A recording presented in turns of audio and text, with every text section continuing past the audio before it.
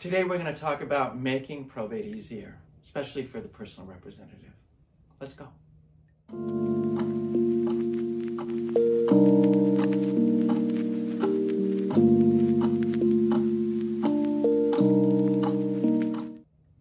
This is David Klein-Lovett, broker owner, NextHome First Choice, hopefully your choice realty. Please hit the subscribe button and the bell because we give you videos each and every week to make your life easier, specifically in real estate, in probate real estate. And also we give videos on just all the fun attractions and highlights of the Costa Mesa, Newport Beach, Huntington Beach area, so you can get an idea, feel for the neighborhood. Let's get started. 5 steps to make probate easier for you. First of all, this is a bonus. I want to tell you, stay to the end because we're going to give you a free book.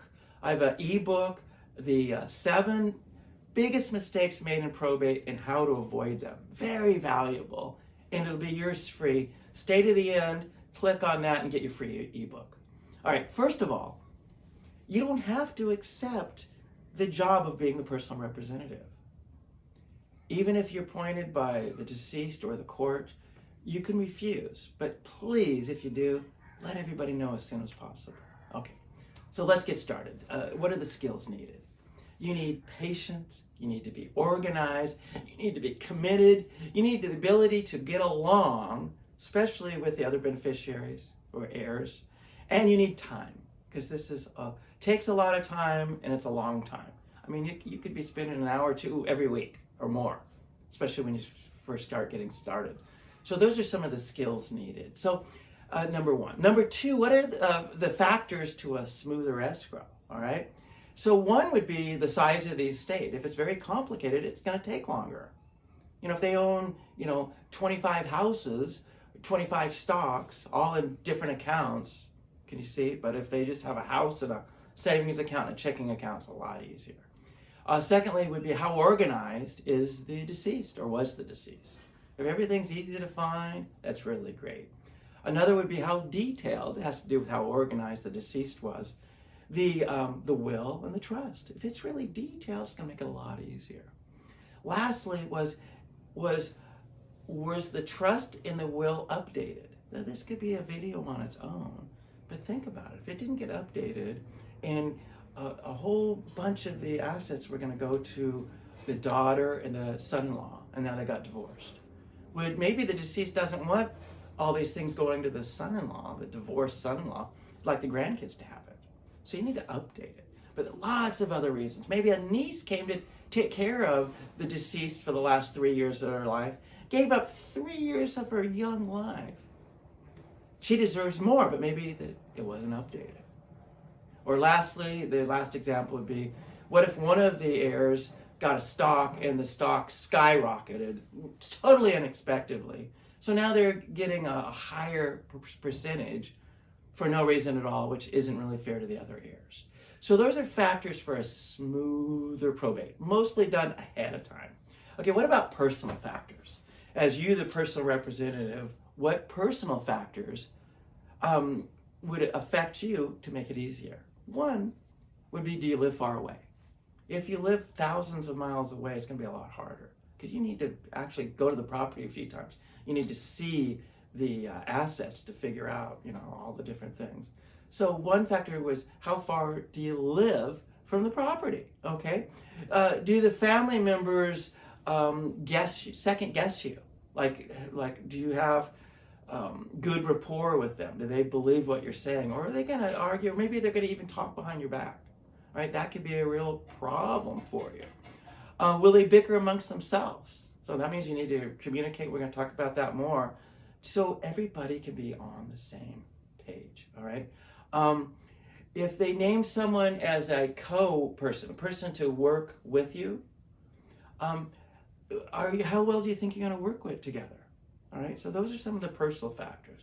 Mostly, how well do you get along, and where do you live, and can get along with somebody if somebody's going to help you out. What about factors to be organized? Okay, I kind of have that as number 4.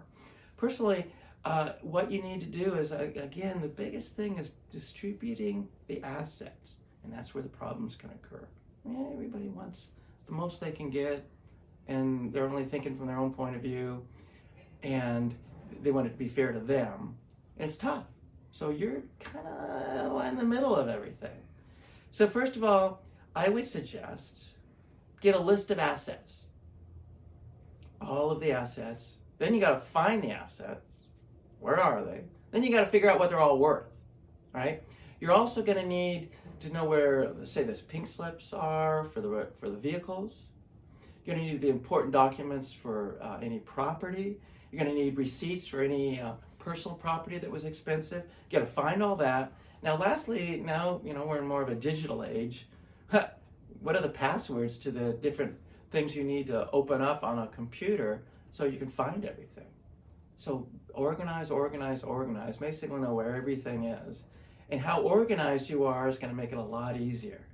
Now, factors for better communication. All right? So the biggest is talk.